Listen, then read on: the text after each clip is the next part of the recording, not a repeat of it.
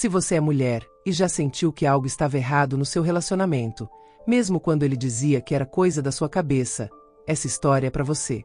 Porque às vezes, a traição começa no silêncio, nos horários estranhos, no celular virado para baixo, no perfume que não é seu.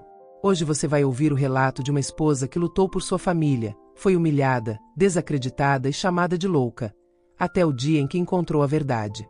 E eu te aviso agora, essa história é pesada, é real, e pode doer.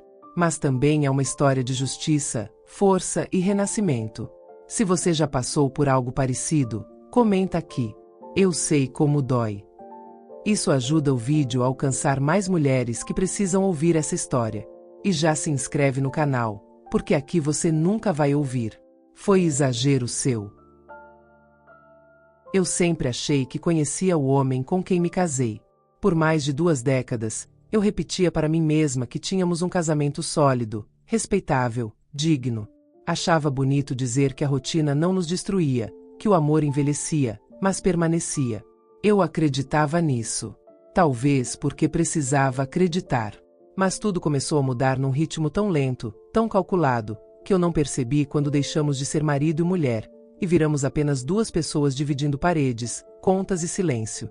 O desgaste não começou com gritos, nem com discussões. Começou com ausência. Primeiro nos detalhes. Depois, nos gestos. Por fim, no olhar. César antes chegava do trabalho e me beijava no rosto, como se aquele toque fosse a senha de entrada na nossa vida juntos. Agora, ele só atravessava a porta com os ombros tensos, os olhos cansados e o celular na mão, como se fosse o único vínculo que importava. No início, eu dizia a mim mesma que era fase. Todo casamento tem fases. Todo homem passa por momentos de pressão. E eu, como muitas mulheres, preferi justificar a perceber. Mas a verdade é que algo já estava podre, e eu era a última a sentir o cheiro. Lembro exatamente do dia em que o silêncio entre nós se tornou insuportável. Era uma noite comum. Fiz jantar, como sempre. Arroz soltinho, frango no forno, salada fresca. O cheiro ocupava a cozinha, mas ao invés de parecer casa, parecia vazio. César sentou à mesa sem levantar os olhos do celular. Seus dedos tocavam a tela com pressa, como quem conversa com alguém importante demais para esperar. Olhei para ele por alguns segundos antes de perguntá-lo: "Você quer suco ou água?" Ele não respondeu, nem levantou o olhar. "César." Repeti. Ele suspirou, impaciente, como se minha voz fosse incômoda. "Água." Peguei o copo, coloquei diante dele e sentei. O silêncio tomou todo o espaço, pesado, desconfortável, quase agressivo. Depois de alguns minutos, tentei. "Você tá muito distante. Aconteceu alguma coisa?" Ele finalmente levantou os olhos, não com carinho, não com paciência, mas com irritação. "Larissa, eu tô cansado." "Só isso." "Eu sei. Mas parece mais do que cansaço." Ele soltou a faca no prato com força suficiente para me fazer estremecer. "Você quer começar uma discussão agora? Porque eu não estou com paciência para isso." "Eu só quero conversar", respondi, ainda tentando manter a calma. Foi aí que ele disse pela primeira vez: "Você tá ficando louca."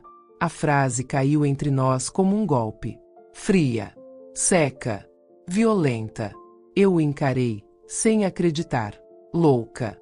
"Porque eu perguntei se você tá bem." Ele riu. Um riso curto, cruel. "Porque você tá sempre procurando problema onde não tem. Parece que vive criando novela na sua cabeça." Ironia cruel. Ele nem imaginava que um dia seria ele a novela. Meu peito apertou. Não respondi. Apenas baixei os olhos para o prato, mas a comida já tinha gosto de nada. Naquela noite, quando fomos dormir, ele virou para o lado oposto. A distância entre nós na cama parecia maior do que o quarto inteiro. E o silêncio agora não era ausência, era recusa. Eu fiquei acordada por horas, encarando o teto, tentando entender onde exatamente comecei a perder meu marido. Mas a verdade, uma que eu só aceitaria muito tempo depois, era outra. Eu não tinha perdido. Ele já havia saído. Só o corpo dele ainda estava ali. Nos dias seguintes, o comportamento dele se transformou em rotina. Chegava tarde. Não conversava. Não olhava nos meus olhos. Vivendo ao meu lado, mas longe de mim. Quando eu tentava quebrar o silêncio, ele respondia com frases curtas. Ah, depois eu vejo. Não enche agora. Tô ocupado. E quando eu insistia, porque ainda acreditava que casamento se salva com diálogo, ele repetia: Larissa, você tá paranoica. Para com isso. Cada palavra dele parecia cuidadosamente construída para me desmontar. E desmontava. Dia após dia. Certa manhã, enquanto ele se arrumava para sair, eu falei sem coragem, mas com necessidade. Você ainda me ama? Ele parou por apenas um segundo. O suficiente para eu perceber que a resposta não vinha do peito, vinha do cálculo. Larissa, para de drama. É desgastante. Eu senti as pernas fraquejarem. Não é drama, respondi. É pergunta. Ele pegou as chaves. Nem olhou para mim quando disse: eu não tenho que responder isso agora. E saiu. A porta bateu. O eco permaneceu. Horas depois, enquanto arrumava a cama, percebi algo que até então eu ignorava. O travesseiro dele já não tinha o cheiro da nossa casa. Tinha perfume. Perfume feminino. A partir desse dia, o medo deixou de ser suspeita. E virou certeza. Não verbalizada. Não confessada. Mas viva. Respirando dentro da minha rotina. Silenciosa. Presente. Como um aviso do destino. A história estava prestes a mudar. E eu não estava preparada para o que viria. Depois daquela primeira vez em que ouvi da boca do meu próprio marido que eu estava ficando louca, alguma coisa rachou dentro de mim. Não foi um rompimento imediato, nem uma explosão dramática. Foi uma fissura silenciosa, que começou pequena, mas foi se espalhando por tudo, pela casa, pela cama, pela minha autoestima. Eu continuei vivendo. Continuava fazendo café, lavando roupa, organizando as coisas de Bianca, respondendo mensagens da escola, cuidando da casa. Por fora, tudo seguia igual. Por dentro, algo tinha morrido. E quando o amor começa a morrer, os sinais que a gente antes ignorava ganham outro peso. Os atrasos de César, por exemplo. Antes, ele avisava quando ia chegar tarde. Ligava do carro, mandava áudio, explicava que tinha pegado o trânsito, que o cliente segurou, que a reunião se estendeu. Agora, não. Agora, as noites eram anunciadas por mensagens secas, quase frias, enviadas com uma objetividade que me feriam mais do que qualquer grito. Reunião. Demoro. Não espera. Nada de carinho. Nada de detalhes. Nada de interesse em como estávamos em casa. Eu olhava para aquelas mensagens como quem olha um atestado de prioridade. A vida dele estava lá fora. Eu e Bianca éramos só rodapé. Comecei a prestar atenção nos horários. Ele dizia que sairia do trabalho às 7, mas as mensagens de reunião chegavam às 8, 9, às vezes 10 da noite. Chegava em casa cheirando a um perfume que não era o meu, nem nenhum que eu já tivesse usado. Um perfume doce, marcante, que parecia zombar de mim cada vez que ele atravessava a porta. O celular, que antes ficava jogado em cima da mesa, no sofá, no criado mudo, agora era parte do corpo dele. Ele o levava até para o banheiro. Dormia com o aparelho debaixo do travesseiro, como se fosse um segredo que eu não pudesse nem encostar. Um dia, Bianca comentou na maior inocência: Mãe, o pai fica no celular o tempo todo, até na mesa. Não é falta de educação? Doía ver minha filha notar aquilo. É sim, filha, respondi, sem saber como explicar mais do que isso. Naquele mesmo dia à noite, aconteceu algo que eu não esqueço. César adormeceu no sofá da sala, depois de dizer que estava esgotado.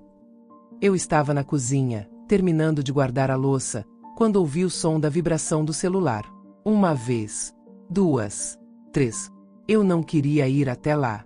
Parte de mim preferia continuar na ignorância. Mas outra parte, a que já estava sendo chamada de louca, precisava saber se a minha cabeça estava mesmo inventando tudo, ou se meus olhos estavam finalmente começando a enxergar. Fui até a mesa de centro com o coração disparado. O celular estava virado para baixo. Quando vibrou de novo, virei devagar. A tela se acendeu por um segundo. A notificação mostrava apenas isso. Coração vermelho F. Chegou bem. Eu gelei. O coração pareceu parar por alguns instantes, depois voltou a bater rápido demais. Não era um erro. Não era uma empresa. Não era grupo de trabalho. Era um coração. Seguido de uma letra. F. Não pude ler mais nada. O celular bloqueou logo em seguida. César continuava dormindo, respirando fundo, como se a vida estivesse perfeitamente tranquila. Fiquei ali, parada, segurando o medo com as duas mãos, como se fosse um objeto pesado demais. O pior não foi ver a mensagem. O pior foi saber que, se eu falasse, ele diria que eu estava exagerando. De novo. No dia seguinte, tomei coragem.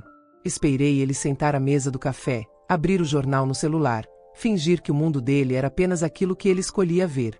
E então falei, tentando controlar o tremor na voz. Ontem à noite, seu celular tocou. Ele não levantou os olhos. E daí?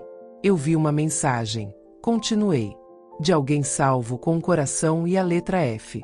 A colher parou no meio do caminho. Ele finalmente me olhou. Você mexeu no meu celular? Não. Só vi a notificação acender. Ele estava virado para cima. Ele inspirou fundo, como alguém pedindo paciência a um santo imaginário. Larissa, de novo isso? De novo o quê? Esse seu show. Essa necessidade de transformar tudo em suspeita, em drama. Você tá se ouvindo? O sangue ferveu. Eu tô vendo, César. Eu tô vendo que você não é mais o mesmo, que chega cada vez mais tarde, que vive no celular, e agora parece mensagem com coração. Eu não sou louca. Ele apoiou as mãos na mesa, inclinando o corpo para frente, me encarando como se eu fosse um problema. Você tá precisando de ajuda. Sério. Isso já passou do ponto. Você inventa coisa na cabeça e quer que eu confirme suas paranoias. Vai procurar terapia. Larissa. Ouvir isso do homem que eu amei por tantos anos foi como receber um tapa sem mão. A dor vinha de dentro, mas eu não tinha onde segurar.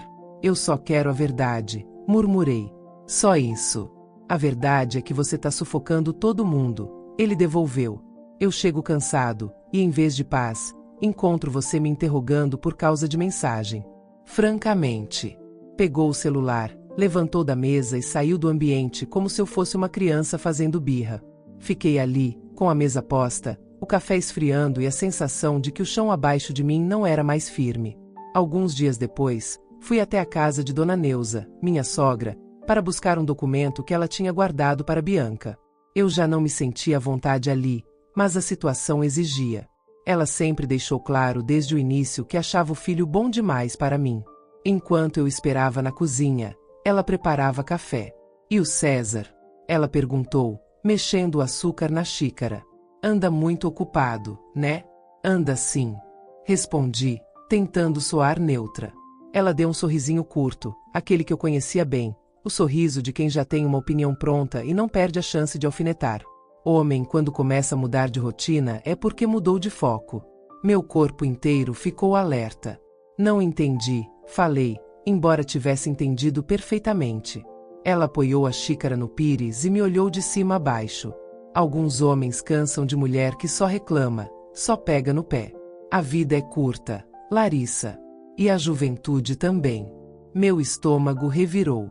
A senhora tá querendo dizer o quê, exatamente?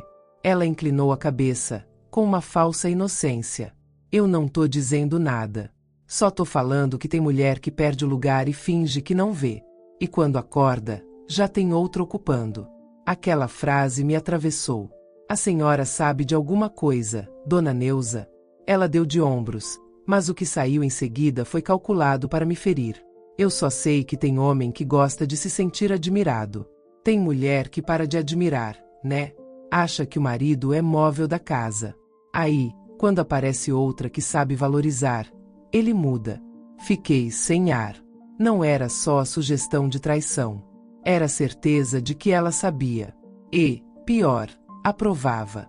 A senhora tá falando do seu filho? Perguntei, com a voz já falhando. Ela tomou um gole de café, como se estivéssemos falando de novela. Eu tô falando da realidade. Se o seu casamento tá desandando, Talvez você tenha que olhar primeiro pro espelho, querida. Senti uma vontade enorme de levantar e ir embora, mas minhas pernas pareciam presas no chão. Ela então finalizou, com um golpe que eu nunca vou esquecer. O homem muda quando encontra alguém que faz ele se sentir vivo de novo. Às vezes é mais jovem, mais bonita, mais atenciosa. É da vida. Algumas mulheres aceitam. Outras enlouquecem. Enlouquecem. A palavra veio carregada de veneno. Voltei para casa com a sensação de que o mundo havia inclinado levemente para um lado, e eu estava escorregando sem conseguir me segurar. Naquela noite, quando César entrou em casa, o perfume invadiu o corredor antes dele. Não era cheiro de escritório, nem de bar, nem de rua. Era cheiro de outra mulher. Eu o observei largar as chaves, tirar o sapato, ajeitar o cabelo diante do espelho da sala. Parecia satisfeito. Vivo. Como a sogra tinha dito. Ele percebeu que eu o observava. O que foi agora? Perguntou, sem esconder o tédio. Eu queria perguntar quem é F. Queria perguntar ela é mais jovem. Queria perguntar você ama ela. Mas o que saiu foi: você tá cheirosamente diferente. Ele ergueu o canto da boca, num sorriso torto. É perfume novo. Seu ou dela? Escapou. Os olhos dele endureceram. Começou. Começou o quê? Essa sua mania de querer acusar. De novo, Larissa. Sério.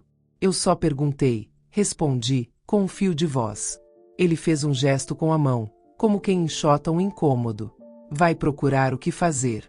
Você tá obcecada com isso. Se continuar assim, vai acabar realmente enlouquecendo.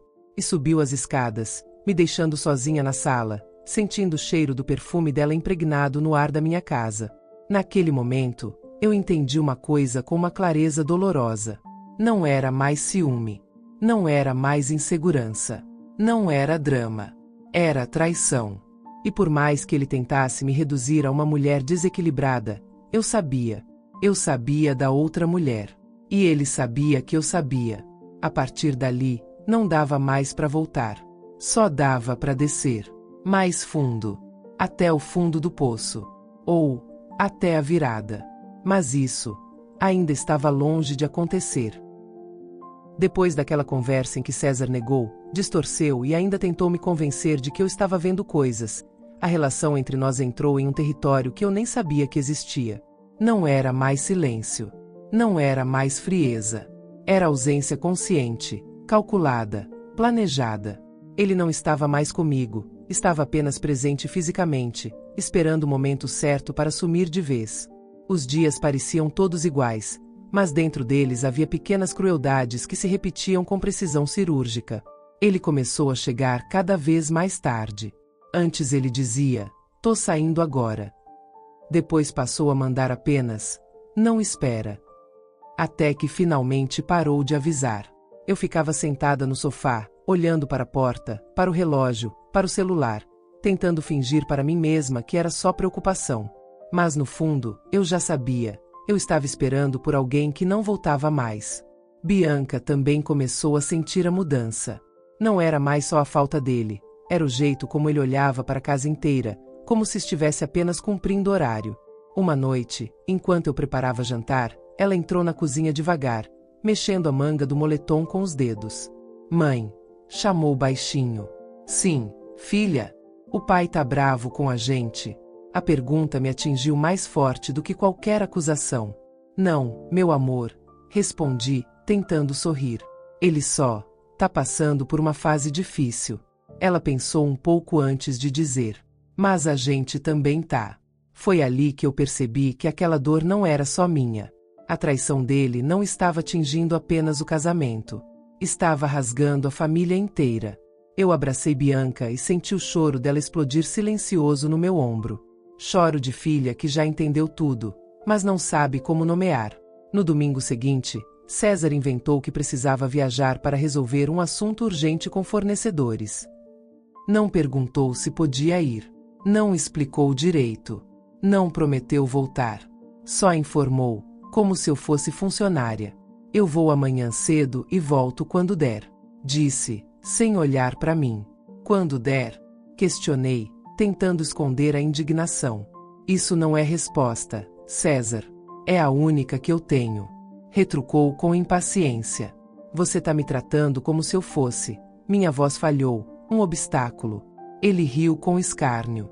Se você parasse de criar problema, talvez eu te tratasse como esposa.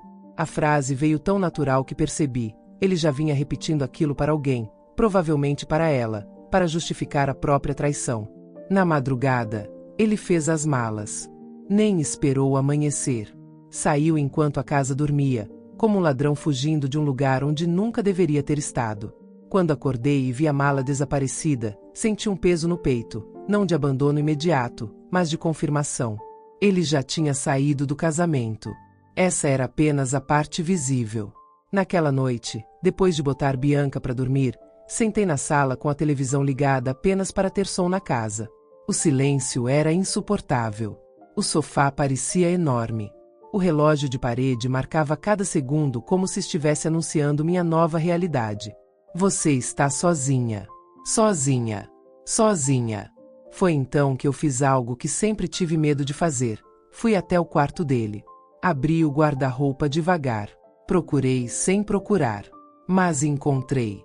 Havia um perfume novo, masculino, importado, e ao lado, uma caixinha pequena de veludo vinho. Abri.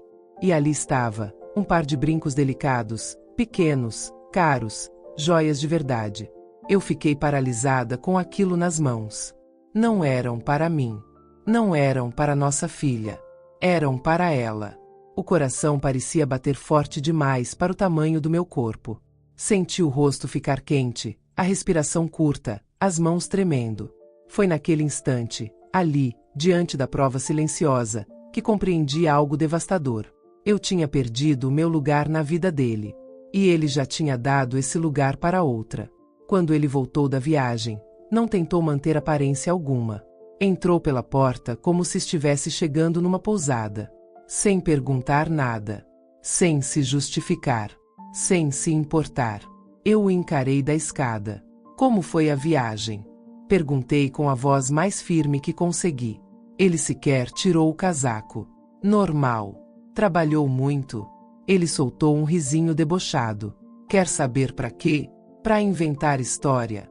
Já sei onde isso vai parar. Meu sangue fervia, mas eu mantive a postura. César, eu não tô inventando nada. Eu tô tentando salvar alguma coisa antes que não exista mais nada para salvar. Ele finalmente me olhou, e naquele olhar eu entendi algo que nunca tinha visto antes. Ele já tinha escolhido. E não era eu. Para de tentar controlar, Larissa. Disse ele, devagar, como uma ordem. Quanto mais você força isso, mais ridícula você fica. Ridícula. Essa palavra foi o golpe final naquele momento. Ele passou por mim sem olhar pro lado, subiu as escadas, e antes de fechar a porta do quarto, ainda disse: se prepara, porque isso tudo vai piorar antes de acabar. A porta bateu. Não chorei. Não gritei. Não implorei. Eu apenas fiquei ali, parada na escada, encarando a porta fechada e sentindo uma certeza crescer dentro de mim. Uma certeza que antes eu temia reconhecer. Asterisco asterisco, o homem que dorme no andar de cima já não é meu marido. E o que vem depois disso, vai doer muito mais, asterisco asterisco. Mas naquele vazio gelado, junto com a dor, surgia algo que ele ainda não tinha percebido. Eu estava começando a despertar. Depois daquela conversa amarga, a rotina na casa deixou de ser apenas silenciosa, passou a ser hostil. César já não fazia o mínimo esforço para esconder a indiferença. Não perguntava sobre meu dia, não demonstrava interesse em nada relacionado à casa, e quando Bianca tentava conversar com ele, recebia respostas curtas, sempre distraídas, sempre com os olhos grudados no celular. Eu já não dormia direito. Mesmo quando o corpo implorava por descanso, minha mente trabalhava sem parar, revisando sinais, lembranças, frases ditas ao acaso, tentando encontrar uma explicação lógica para o homem que agora vivia comigo, mas não me enxergava mais. Foi numa tarde de sexta-feira que a primeira prova concreta apareceu. Eu estava arrumando o carro para levar Bianca ao reforço escolar quando percebi algo no banco do passageiro. Um batom vermelho, caro, intacto, com a tampa solta. Não era meu. Eu parei. O tempo pareceu suspenso. Eu segurei o objeto entre os dedos e senti o peito apertar. Um tremor subiu pelas minhas mãos. Aquilo não era coincidência. Não era paranoia. Não era uma mensagem de trabalho. Era uma marca. Um rastro. Uma assinatura. Quando César chegou naquela noite, eu coloquei o batom sobre a mesa da sala, no centro, como uma evidência em um tribunal. Ele entrou, largou as chaves e caminhou até a cozinha sem perceber. Quando voltou, engoliu seco ao vê-lo ali. De quem é isso? Perguntei sem levantar a voz. Ele demorou demais para responder. Sei lá, disse por fim, dando de ombros. Deve ser da Bianca. Bianca tem 15 anos. Respondi, firme. E esse batom custa quase R$ 300. Eu conheço maquiagem. Esse é importado. Ele respirou fundo e se encostou no sofá, cruzando os braços. Larissa, de novo isso? Sério? De você eu quero apenas uma coisa. A verdade. Ele deu uma risada curta, irritada. A verdade é que você tá precisando de ajuda. Tá surtando por causa de um batom? Daqui a pouco vai dizer que ele falou comigo. O batom não falou, respondi, sentindo minha voz tremer. Mas você deixou ele aqui. Eu já disse que não sei de quem é, ponto final. Ele passou por mim, mas antes de subir a escada, jogou a frase com veneno. Você tá ridícula. O barulho dos passos dele ecoou pela casa. E eu fiquei ali, parada, olhando para aquele objeto que gritava uma verdade que ele tentava enterrar. Dias depois, outra pista surgiu. Encontramos amigos no aniversário de uma colega de trabalho dele. Quando chegamos ao salão, César se afastou imediatamente de mim. Não deu as mãos, não me apresentou, não procurou minha companhia. Ele andava entre as pessoas como se estivesse sozinho. Eu tentava sorrir, tentava parecer normal, mas por dentro eu tremia. Foi então que duas mulheres que eu nunca tinha visto começaram a cochichar enquanto me observavam. Não se esforçaram para esconder. Uma delas comentou, audível o suficiente. É ela. Jura? Respondeu a outra com um espanto falso. Nossa, se fosse comigo, eu já tinha acabado com tudo. Eu tentei ignorar. Tentei respirar. Mas senti meu rosto queimar. Mais tarde, uma conhecida, Sônia, que sempre foi direta demais, veio até mim e disse com um sorriso estranho. Então, você tá bem? Tô. Por quê? Ela hesitou, mas não por empatia, por prazer. Ah, é que muita gente já sabia daquela situação. Eu achei que você também soubesse. Meu corpo congelou. Situação? Repeti, quase sem voz. Da outra mulher, disse como quem comenta a previsão do tempo. Todo mundo já ouviu falar. Menos você, né? As palavras me atingiram como uma bofetada. Antes que eu pudesse responder, César apareceu ao meu lado. E, pela primeira vez em meses, tocou meu braço. Tá tudo bem aí? Perguntou com um sorriso falso. Ele sabia. Ele sentiu o impacto. E mesmo assim, o sorriso continuava. Vamos embora, falei, baixa, sem força para sustentar mais nenhum disfarce. No carro, durante o caminho, ele tentou manter o controle. Sônia fala demais. Não acredita em tudo que você escuta. Então me explica, pedi, olhando diretamente para ele. Porque tá ficando impossível fingir que nada tá acontecendo. Ele bufou, impaciente. Já cansei disso. Você fica procurando pelo em ovo. Isso não é saudável. Você precisa parar antes que piore. Eu só quero saber se existe outra mulher. Ele virou o rosto para a janela. Chega. Larissa. Eu não vou alimentar essa sua loucura. Silêncio. Mas dessa vez, o silêncio não era dele. Era meu. Eu finalmente entendi. Ele não ia confessar. Ele não ia conversar. Ele não ia me respeitar. Ele ia me destruir, lentamente, até que eu duvidasse da minha própria realidade. Naquela noite, depois que ele dormiu, eu sentei no chão do banheiro e chorei até o corpo doer. Não era apenas tristeza, era luto. Eu já estava perdendo meu marido. Mas antes disso, eu estava perdendo a mim mesma. E foi ali, com o rosto molhado e o coração ferido, que uma decisão silenciosa começou a nascer dentro de mim. Se ele não queria me dar a verdade, Eu iria encontrá-la sozinha. Depois daquela festa, algo dentro de mim simplesmente mudou.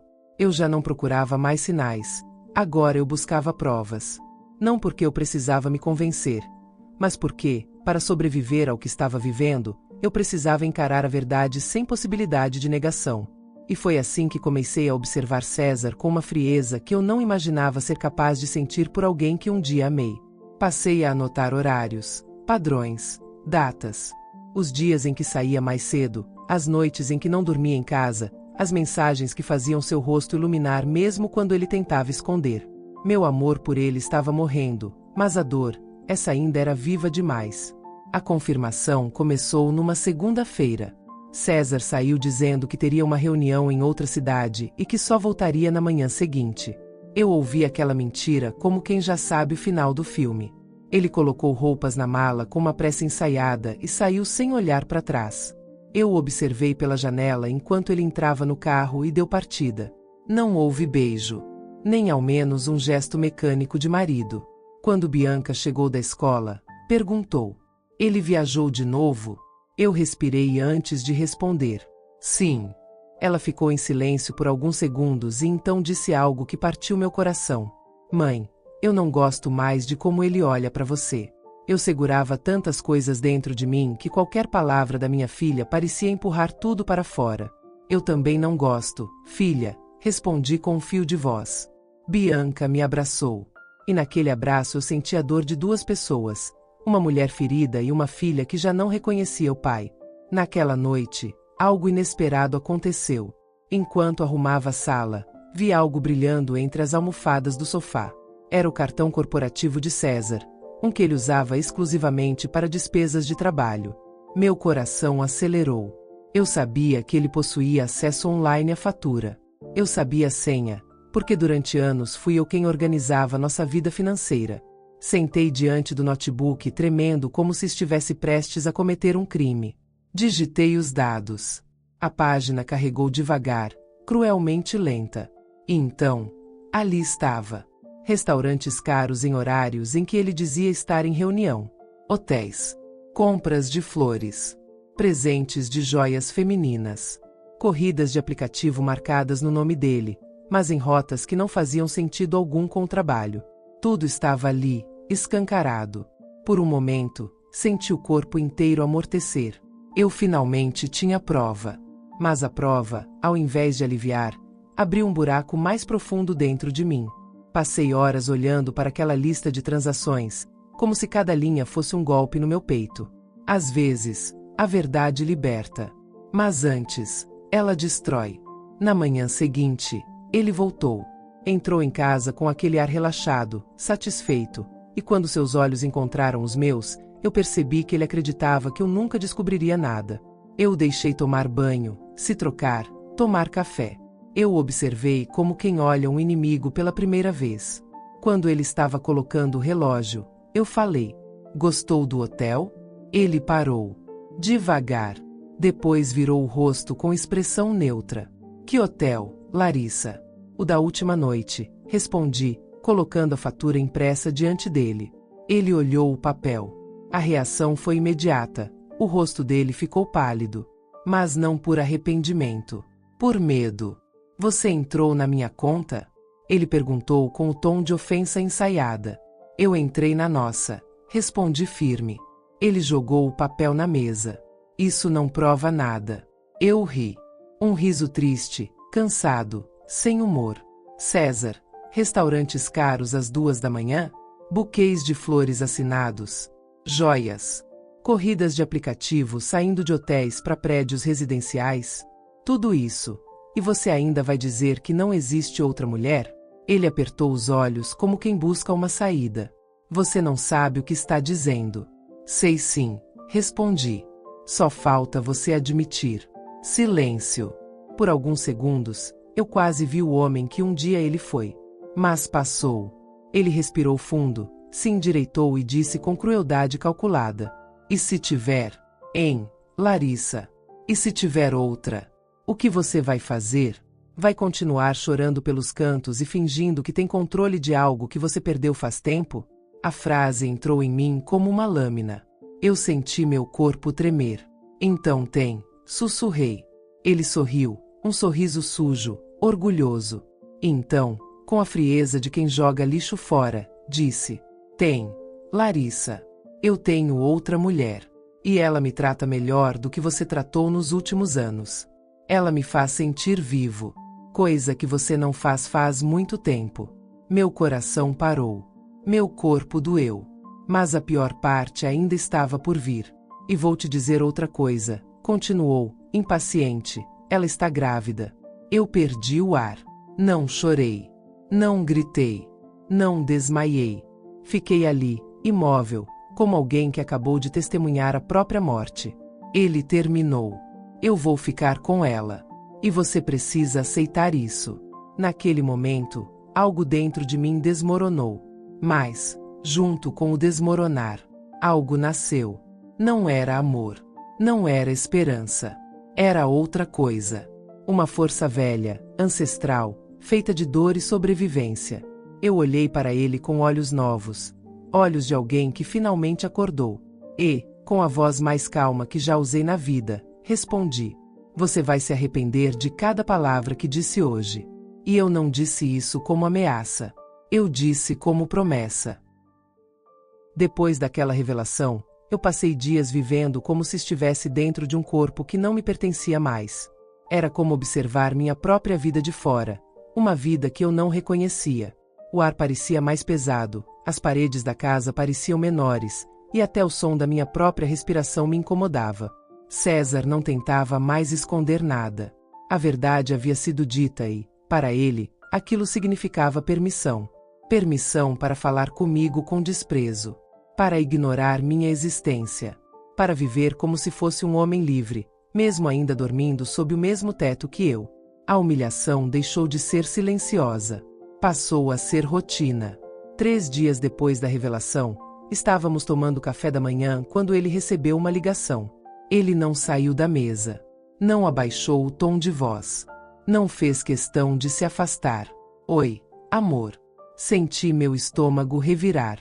Ele continuou conversando como se eu não estivesse ali. Rindo. Planejando.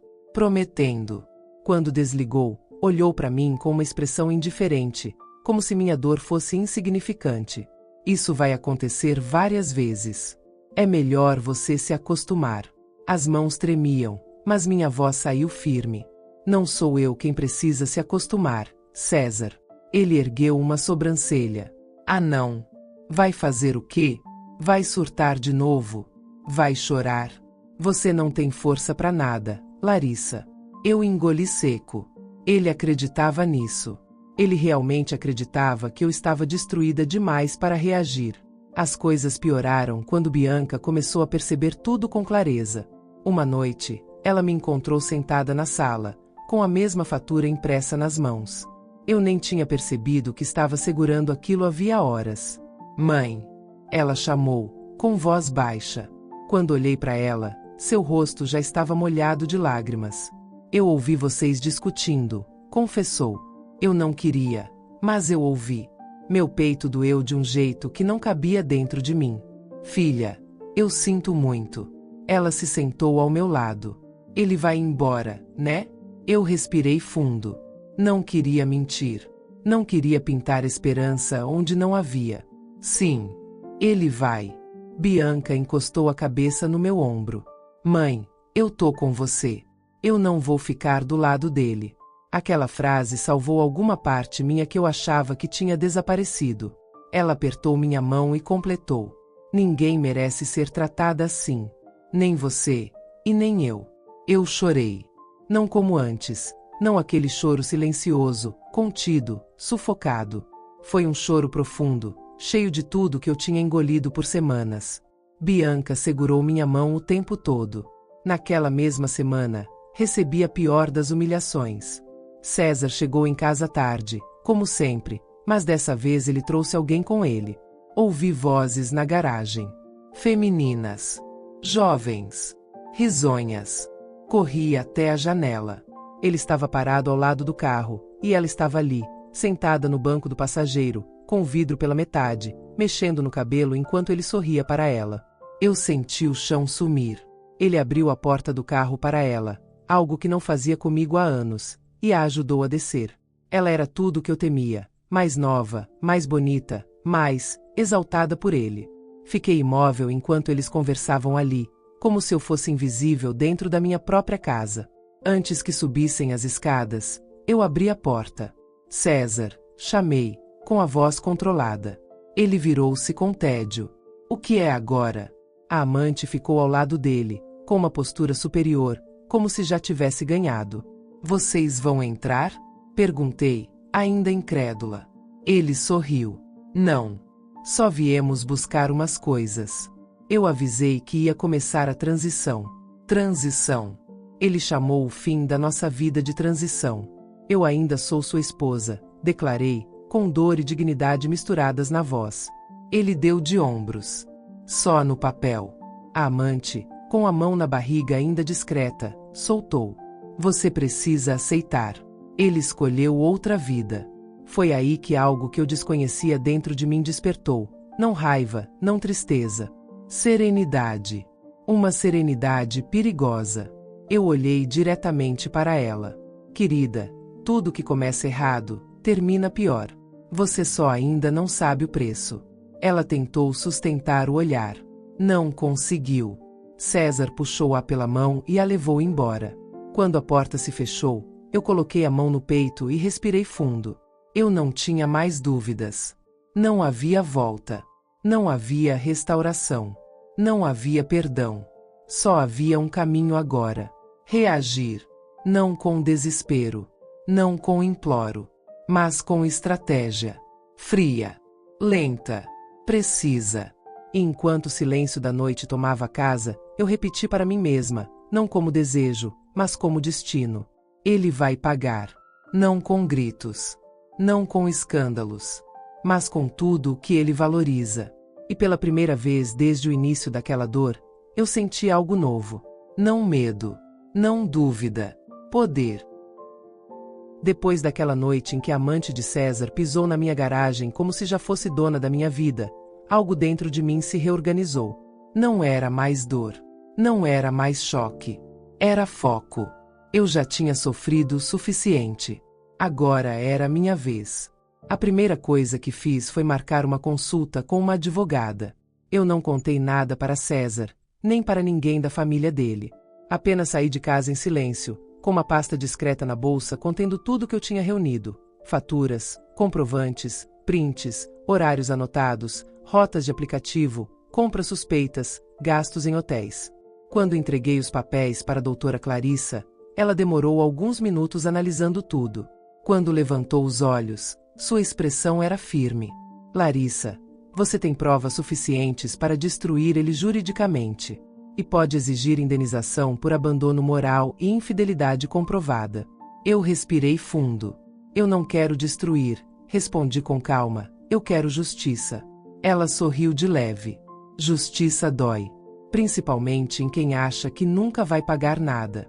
Saí do escritório com um plano legal muito claro, algo que eu nunca imaginei que precisaria aprender: divisão de bens, congelamento patrimonial, solicitação de pensão provisória, investigação de movimentação financeira paralela.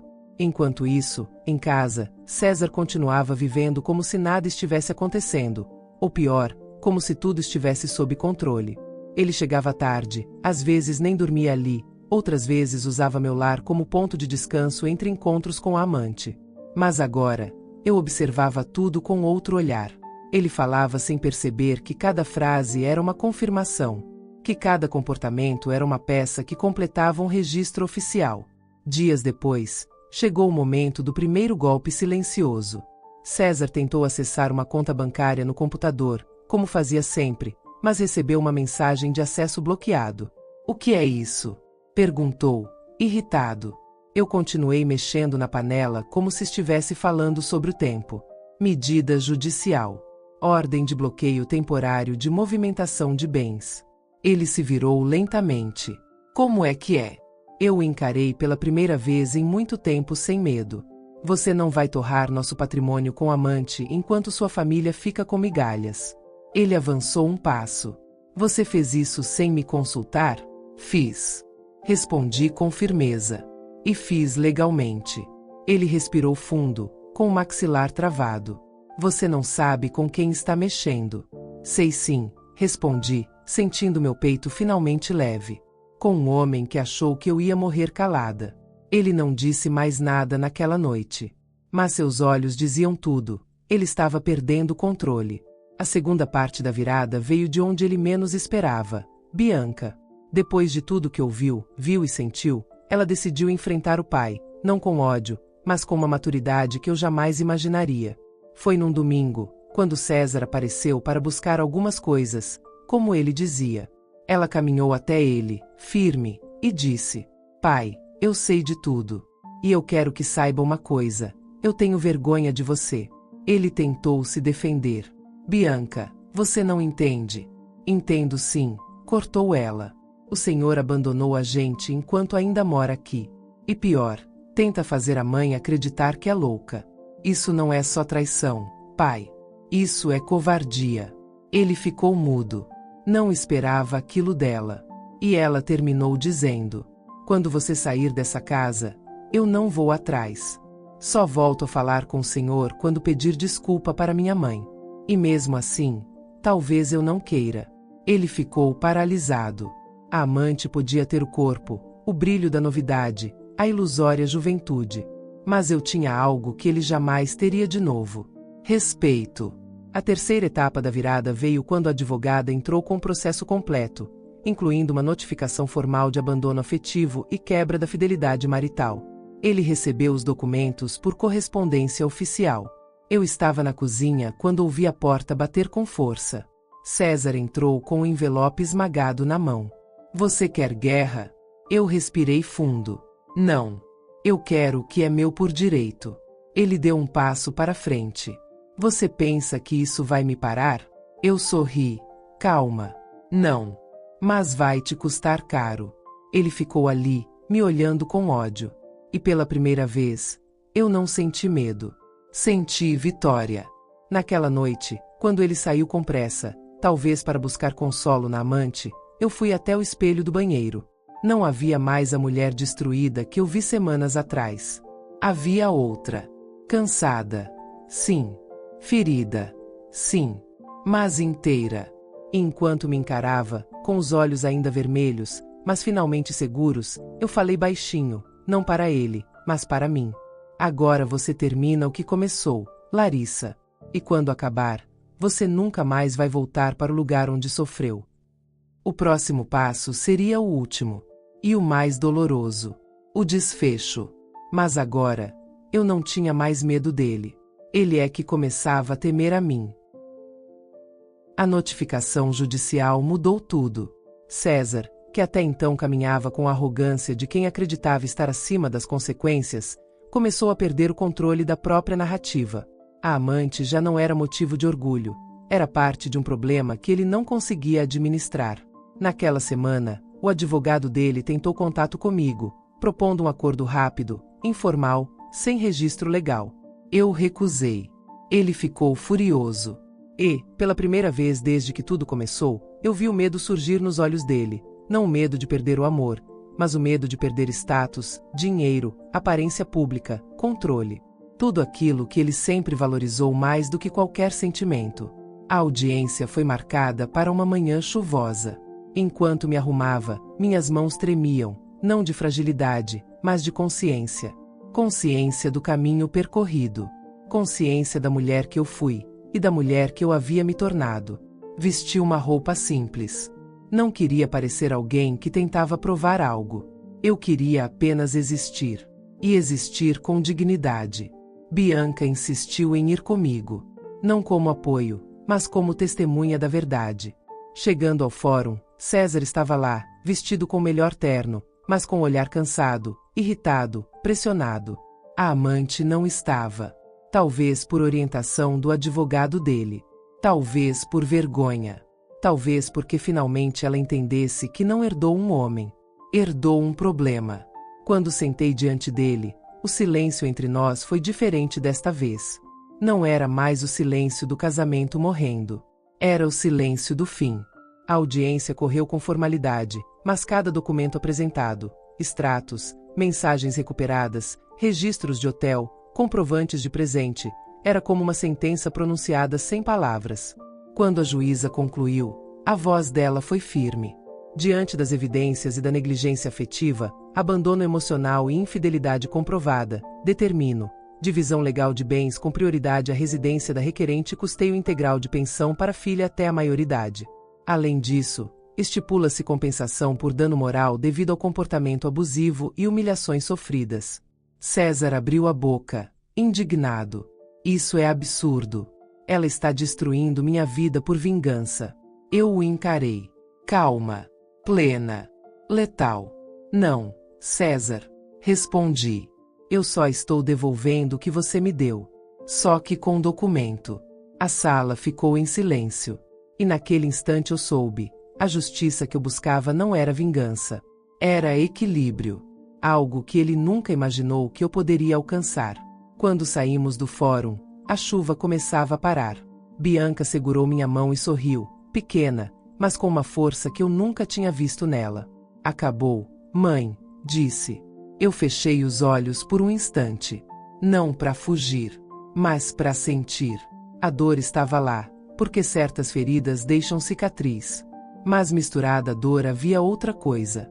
Liberdade. 2 semanas depois, César veio buscar algumas roupas. Já não era mais o homem confiante que cruzou a porta meses antes. Parecia menor, consumido por algo que não era culpa minha. Ao terminar de guardar suas coisas, ele olhou ao redor, como se a casa estivesse cheia de memórias que agora lhe eram inacessíveis. E então, talvez por orgulho ferido, talvez por arrependimento atrasado, ele murmurou: "Você mudou." Eu respirei fundo. "Não, César." Eu voltei. Ele franziu o senho. "Voltou?" Assenti. "Voltei para mim. Para a mulher que existia antes de você tentar me convencer de que eu era louca. Antes de você tentar me diminuir. Antes de você acreditar que pode destruir alguém e sair ileso." Ele desviou o olhar. Silêncio. Pesado. Real. "Eu errei", ele disse por fim, quase sem voz. "Mas não achei que seria esse o fim." Eu dei um meio sorriso, não de vitória, mas de entendimento. "César, traição não destrói apenas casamento. Ela destrói histórias, futuros, identidades. Você achou que sua vida seguiria linda, só com outra mulher no lugar da antiga. Mas você esqueceu o detalhe mais importante." Ele levantou os olhos. "Qual?" "A pessoa que você destruiu não era fraca. Era alguém que só precisou acordar." Ele engoliu seco, pegou a última mala e saiu, sem olhar para trás. Dessa vez, quem não sentiu nada fui eu. Quando a porta se fechou, eu caminhei até o espelho mais uma vez. A mulher ali não era perfeita, nem intocável, nem indestrutível. Mas era inteira. E finalmente, livre. Coloquei as mãos sobre a bancada e sussurrei, desta vez sem dor, sem medo, sem dúvida: "Você não era louca. Você estava sendo traída." E com essa verdade finalmente dita, eu recomecei. Se essa história tocou você de alguma forma, deixa um comentário dizendo: "Eu não era louca. Eu era traída." Isso não é só um comentário, é uma forma de curar o que muitos tentaram te fazer acreditar. E antes de sair, se inscreva no canal. Aqui, cada história é escrita para você que já amou demais, já sofreu em silêncio, mas nunca desistiu de si mesma. Porque um dia, quem te feriu vai lembrar. E você não vai estar mais lá.